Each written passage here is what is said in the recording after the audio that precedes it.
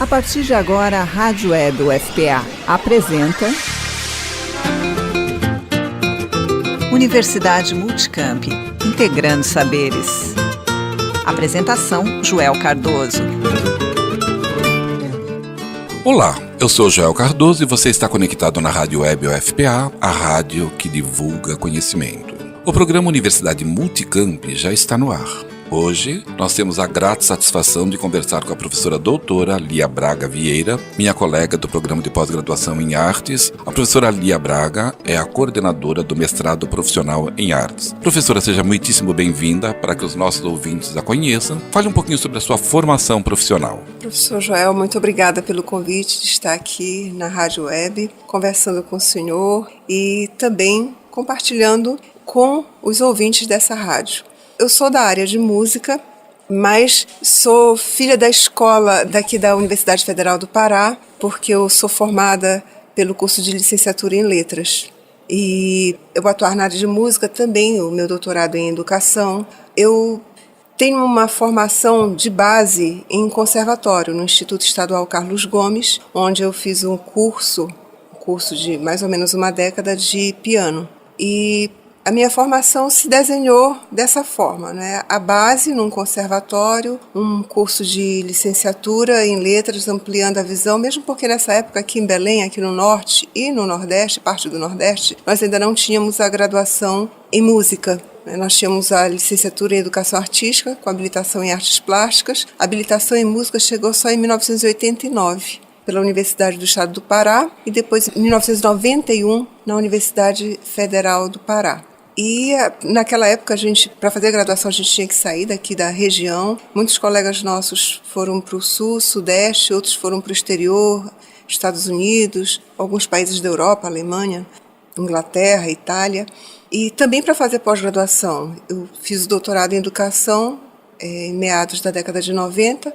Por qual universidade? Pela Universidade de Campinas, Unicamp. E porque aqui no Brasil ainda não tínhamos o doutorado na área de música. O mestrado já tinha, fiz o mestrado na área de música, mas o doutorado realmente foi em educação, porque ainda não tínhamos. Enfim, mas hoje em dia já é um outro quadro, não é? Nós já temos vários programas de pós-graduação estrito sensu, em nível de mestrado e doutorado em todo o Brasil, né? Na área de música, na área de artes. Como é que são estruturados os cursos de graduação em música, já que a senhora faz parte de uma graduação em duas instituições governamentais? Bom, nós temos várias modalidades de cursos de graduação, né? Nós temos as licenciaturas, nós temos os bacharelados e o curso de graduação do tecnólogo em música.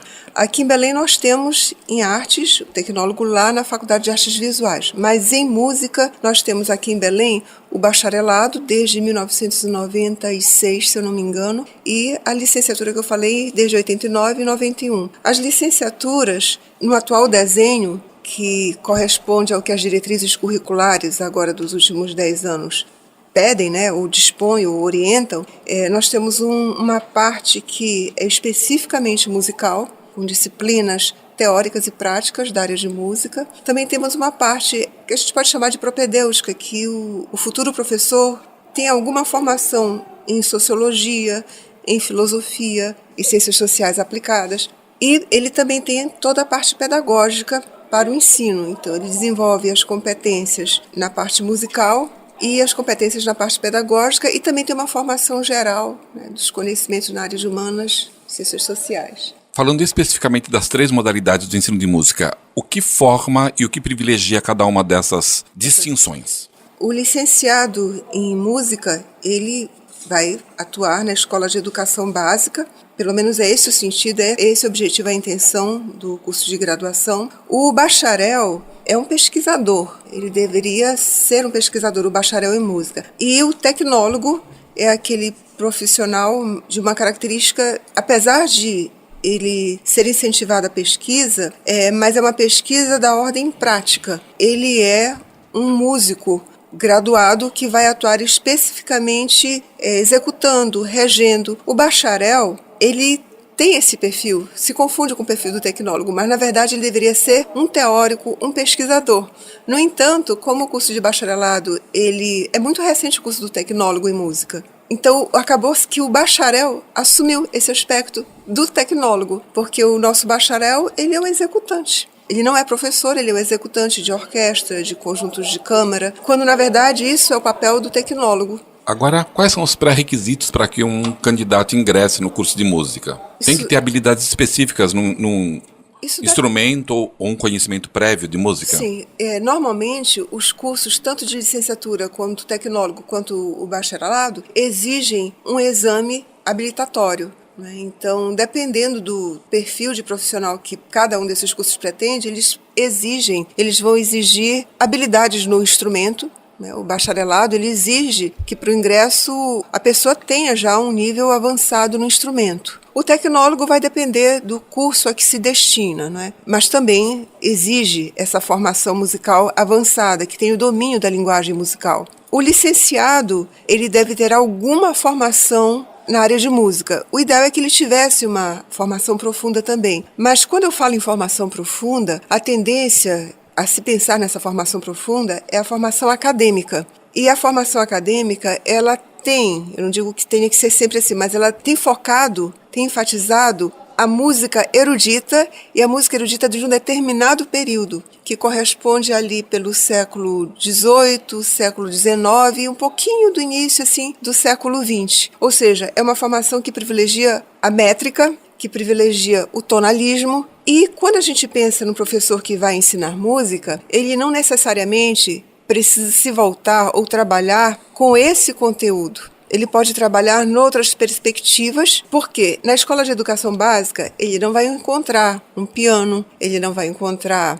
instrumentos de banda musical, mas vai ter de fanfarra, percussão. Nem vai ter acesso a um repertório clássico. Não vai ter o acesso. Ele pode até baixar da internet para os alunos assistirem alguns vídeos, mas a realização daquilo, a não ser na forma do coral, é difícil por causa da infraestrutura. Então eu atuaria, eu pelo menos oriento nesse sentido, de atuar mais na linha da música do século XX. A música que recria a linguagem do século XX e XXI, claro, que atualiza ou reatualiza ou recria a linguagem musical e as fontes sonoras para se realizar música. Já numa concepção não tanto da música, mas de sonoridades, dos hibridismos. Então, o professor da escola de educação básica, ele pode atuar mais criativamente. Eu não estou dizendo que a música tonal não seja criativa. Na época de Mozart, enfim, nos concertos, existe uma parte que se chama de...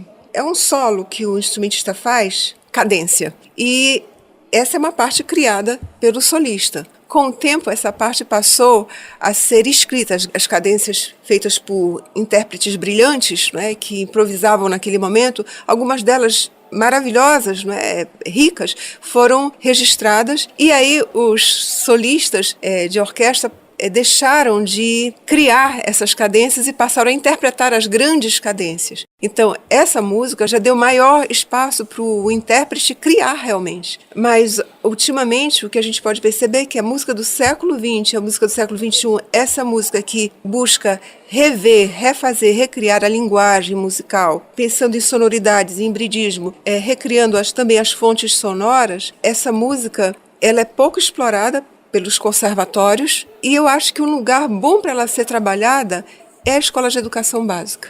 Pois é um projeto ambicioso, né?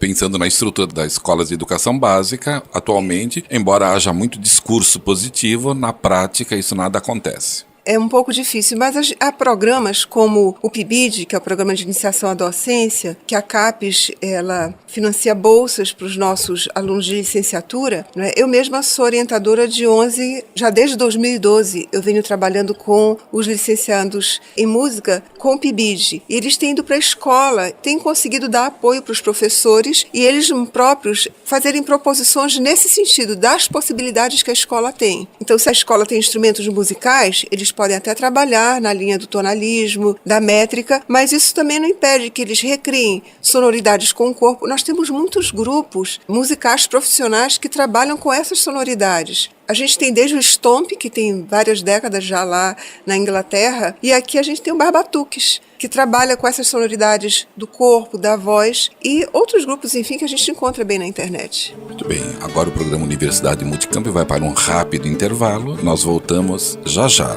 Eu estou conversando hoje com a professora doutora Lia Braga. Em pauta, na nossa programação, é o mestrado profissional em artes. Continue conectado, nós voltamos já já. Esta é a nossa Rádio Web UFPA, a rádio que divulga conhecimento. Você está ouvindo Universidade Multicamp. Você está ouvindo Universidade Multicamp.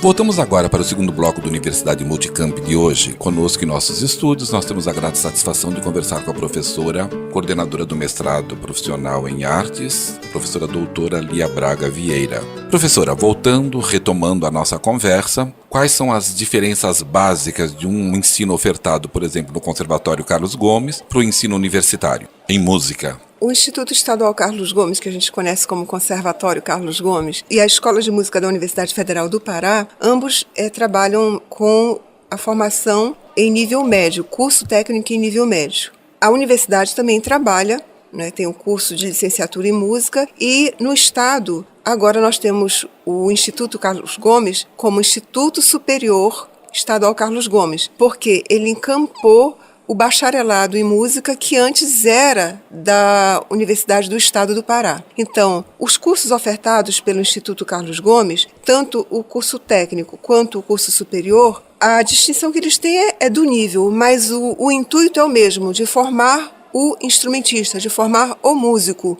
executante, o músico regente, o músico cantor. Quando eu falo executante, é executante instrumental, porque o regente também é o executante, claro, e o cantor. Então, a escola de música tem um curso técnico que também tem esse intuito de formar em nível médio o técnico que executa o instrumento. Mas as licenciaturas têm um outro sentido, é o sentido de ensinar a ensinar, quer dizer, forma o professor para ensinar música, especificamente na escola de educação básica. Então, já não tem uma preocupação no sentido que costuma se ter num curso que forma um instrumentista, que é tecnicista, desenvolvimento de técnicas, de execução. E existe muito um sentido de idealismo nessa formação, seja do técnico de nível médio ou do músico em nível superior, bacharel ou tecnólogo. É um idealismo que diz respeito à execução, que tem força, velocidade, que visa a perfeição, virtuosismo. Não é esse o intuito de um curso de licenciatura, formar virtuoso, mas professores que entendam que a música, ela tem que estar na escola de educação básica como uma das possibilidades, como a matemática, o português, como uma área de conhecimento e como uma das possibilidades para as quais mais tarde esse aluno, na sua trajetória, pode encontrar a sua vocação, pode encontrar o seu caminho de inserção profissional social. Então, essa formação geral que a Escola de Educação Básica dá, ela pode encaminhar depois para um curso técnico em música, para um nível superior em música. Então, o professor que sai da licenciatura, ele tem que ter essa visão de que ele vai desenvolver na Escola de Educação Básica esse conhecimento, sem visar a exclusão, no sentido de que, você dá para isso ou não dá. Não existe essa coisa na aula de matemática. Você dá para matemática ou não dá para matemática. Você dá para português ou não dá para português. A escola, ela tem que oportunizar esse acesso. Ela tem que dar esse acesso. Tem que dar oportunidade, tem que dar chances, condições de o aluno conhecer um leque de saberes e depois definir no futuro para qual saber ele vai se encaminhar na sua inserção profissional. Então, o licenciado em música, ele não vai ser formado para ter essa visão tecnicista do virtuoso. Pelo contrário, ele vai ser formado para ter uma visão humanista, do acesso democrático a essa área do conhecimento. Como é que é o mercado de trabalho para um professor que se forma em licenciatura em música? Agora, há concursos para ele? Sim. Com frequência, nós temos tido, nos últimos anos, a SEDUC, a SEMEC, tem feito concursos com vagas. Só tem um probleminha, é que as vagas são ofertadas tanto na capital quanto no interior. As secretarias ofertam vagas, sobretudo a Secretaria Estadual, oferta vagas para educação artística. E aí os alunos, essa terminologia não está mais adequada, não se relaciona mais o que a lei propõe. Educação artística era pela LDB 5692 de 71 e a LDB 9394 de 96 usa outro termo, artes.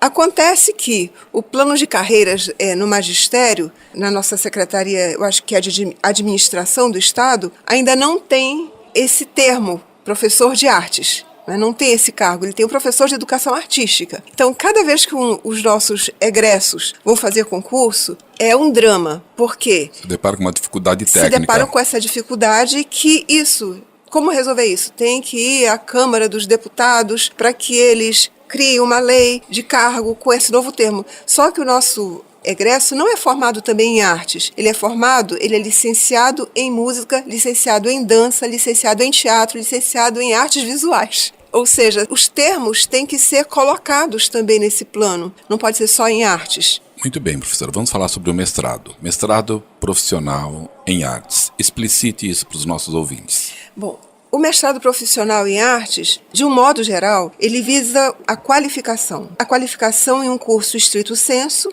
só que a visão ela é mais imediatista em termos de efeitos sobre a sociedade. Um mestrado acadêmico, ele, claro, que tem uma responsabilidade social. É essa sociedade que sustenta todos esses cursos de graduação e pós-graduação lato estrito sensu. Mas esse compromisso no mestrado acadêmico, ele não precisa ser imediato. O mestrado profissional tem em vista isso, que a qualificação do profissional resulte imediato em produtos para o incremento do contexto onde ele atua profissionalmente.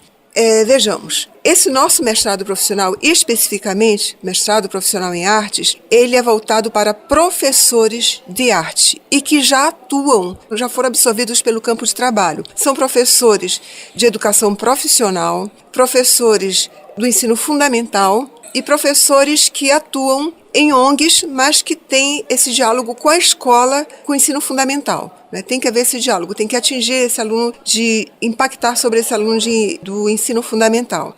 Esse mestrado profissional, ele tem esse objetivo de estimular essa produção de métodos, materiais, técnicas, projeto político-pedagógico, de modo que a escola consiga ter esse impacto na qualidade da inserção e desenvolvimento da música ou da arte, que inclui artes cênicas, artes visuais, além da música, na sala de aula e em todo o contexto da escola. Por incrível que pareça, nós ainda encontramos na escola o pensamento de que o professor de arte é aquele que vai enfeitar a escola no dia da festa. Eu ainda não encontrei nenhum gestor que tivesse a coragem de falar uma coisa dessa na minha frente. Nesses anos que eu trabalho com estágio supervisionado, nesses anos que eu trabalho com PIBID, ainda não encontrei nenhum gestor que tivesse essa coragem. Eu acredito que seja mais uma brincadeira do que alguma coisa que se leve a sério. Porque na ocasião que o professor é convidado para enfeitar a escola, ele deve pedir ao diretor que ajude também a enfeitar, porque ele é professor de arte, ele não é um decorador. Então, se ele vai ter que decorar, que o diretor venha ajudá-lo, que os outros professores também venham auxiliá-lo, que toda a escola venha auxiliar, porque afinal a escola é de todos e todos vão enfeitar para a festa que será de todos.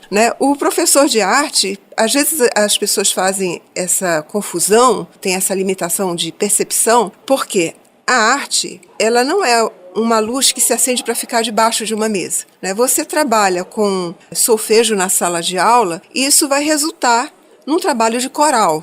E ninguém vai fazer um coral para ficar abafado numa sala de aula. Mesmo porque os colegas das salas do lado vão dizer, olha, está fazendo muito barulho, essa tua aula está sendo muito sonora, está ecoando por toda a escola. Modera um pouco aí. É difícil para o professor, porque ele ainda não tem uma sala de artes, muito menos uma sala especificamente para música, com isolamento acústico. Então, o professor, ele trabalha com o seu conjunto de percussão, ele trabalha com a percussão corporal, ele trabalha com o coral, e o que acontece? O resultado disso é uma performance, porque ele está solfejando sons musicais, ritmos, e as músicas todas têm isso. Então o aluno vai cantar música popular ou, enfim, as músicas que ele gosta, a uma voz, a duas vozes, em cânone, como for, o arranjo vai fazer um trabalho de percussão corporal, e isso vai ser apresentado. Só que a escola encara isso como a diversão do evento. Só que essa diversão, ela vem de um processo que demora 2 meses de construção.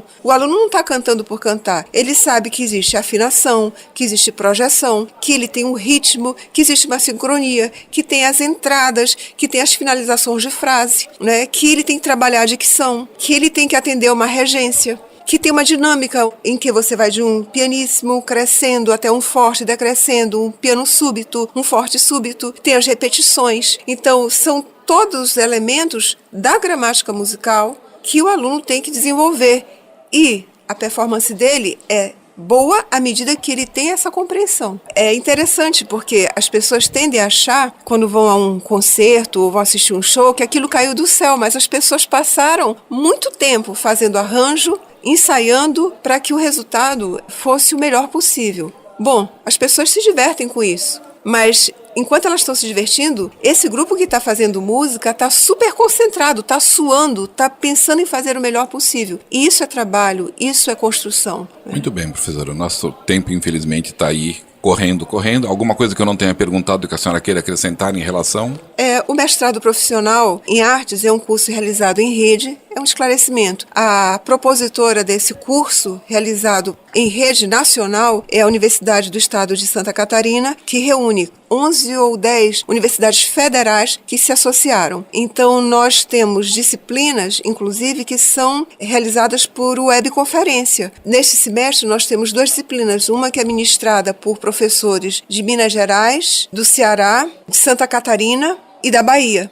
Então, nossos alunos aqui no Pará, lá em Santa Catarina, em Brasília, na Bahia, onde mais for, eles assistem essas aulas com esses professores. São nomes de bastante repercussão nacional e internacional que, se não fosse dessa forma, eles não teriam acesso. Eu quero dizer que não é o mestrado que se distingue do acadêmico num processo só prático, de pragmatismo. Inclusive, a disciplina de metodologia da pesquisa é desenvolvida em conjunto com alunos do acadêmico e do profissional. O que vai diferenciar realmente é esse objetivo de um impacto imediato de incremento na educação básica. Muito bem, queria agradecer a sua presença aqui no nosso programa. Hoje nós conversamos com a professora doutora Lia Braga Vieira, coordenadora do mestrado profissional em artes, e quero agradecer a você também, ouvinte, que nos acompanhou nesse nosso périplo cultural. O programa Universidade Multicamp é uma realização da Rádio Web UFPA. Para sugestões, você pode escrever para radioweb@ufpa e também nos seguir em nosso Twitter,